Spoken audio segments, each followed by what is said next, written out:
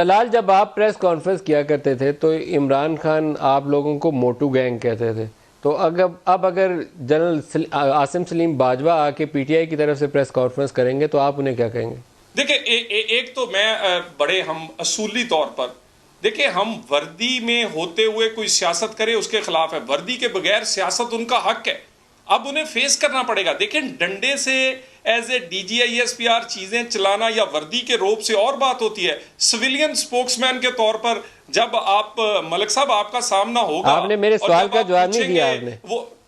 میں اسی پہ جب آپ پوچھیں گے ملک صاحب چینی آٹے کے بحران اور وزیروں کی چوری اور ڈکیتی اور نااہلی اور نالائکی کا تو بڑا مشکل ہو جائے گا۔ یہ ہمیں جو کہتے تھے